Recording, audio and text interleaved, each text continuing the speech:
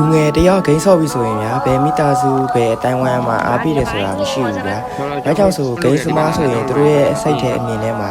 ဒီလူဟာအချိန်ကုန်နေတာပါဂိမ်းနယ်ပဲအချိန်ကုန်တာပါနောက်ပြီးတော့ဂိမ်းထဲကိုပတ်စံတွေထည့်ပြီးပတ်စံဖြုံးနေတာပါလို့ပဲလူအများစုကတော့မြင်ကြတယ်ဗျာတကယ်တော့ကျွန်တော်တို့ဂိမ်းဆော့ရဆိုတာဗျာကျွန်တော်တို့အလုံးလုံးတဲ့နေရာမှာစိတ်ပင်ပန်းစရာတွေရှိမယ်ပြင်ပလောကမှာစိတ်ရှုပ်စရာတွေရှိမယ်ဗျာအဲ့ဒီຢာတွေပေါ်မှာကျွန်တော်တို့စိတ်ထွက်ပေါက်တစ်ခုဖြစ်ဖို့အတွက်ဒါဂိမ်းဆော့ရတာဗျာအခုလိုပြောလိုက်တယ်လေကျွန်တော်ကဂိမ်းနဲ့နံပါတ်1ဂိမ်းကအရာရာလို့ကျွန်တော်ကပြောချင်တာမဟုတ်ဘူးဗျာသူ့နေရာနဲ့သူပေါ့ဗျာဂိမ်းဆော့ချိန်မှာဆော့မယ်ကျွန်တော်တို့အလုံးလုံးချိန်မှာလုံးလုံးမယ်ဗျာအဲ့လိုသူ့အကန့်အကန့်လေးနဲ့ခွဲလိုက်မှဆိုရင်ကျွန်တော်တို့ဂိမ်းဆော့တာကောင်းတဲ့ချက်တွေအများကြီးတောင်ရှိတယ်ဗျာကျွန်တော်တို့ပထမဆုံးဂိမ်းဆော့တာဗျာကျွန်တော်တို့ညံရည်ဖွင့်ပြိုးနိုင်တယ်ဗျာကိုယ့်ရဲ့အိမ်ကိုယ့်ရဲ့ခါမှာနေပြီးတော့ဂိမ်းဆော့တာဗျာကျွန်တော်တို့အပြင်မှာ၆သွားနေတဲ့လူတွေရဲ့ဆိုင်တော့ကျွန်တော်တို့အန်နီရကင်းတယ်ဗျာနောက်ပြီးတော့ဂိမ်းဆော့ယူပတ်စံကုန်တယ်ဆိုတာကတော့ဗျာကိုထဲမှာကုန်တာဗျာပတ်စံကဂိမ်းကအဲ့ကြောင့်မထဲလဲဂိမ်းဆော့လို့ရနေတာပဲဗျာဘာသာတို့ရောဂိမ်းဆော့ရဲ့နေရာမှာကိုယ့်အတွက်ကောင်းကျိုးတွေပါရှိလဲဆိုးကျိုးတွေပါရှိလဲဆိုတာကိုကျွန်တော်တို့တစ်ချက်လောက်ဒီဗီဒီယိုနဲ့ပုံမှန်မှာပြောခဲ့ပေးလို့ရပါတယ်အားလုံးပဲဖမ်းပါပဲနောက်ဗီဒီယိုမှာပြန်တွေ့ကြမယ်နော်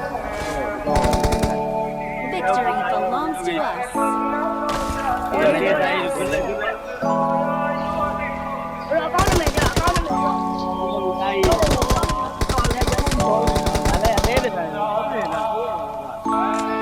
ကောင်းနာမည်လေးပြောလို့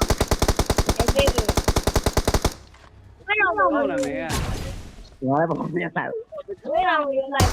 ဘူး ကြည့်အောင်မသားရဲ့တိတော့တော့ကြည့်အောင်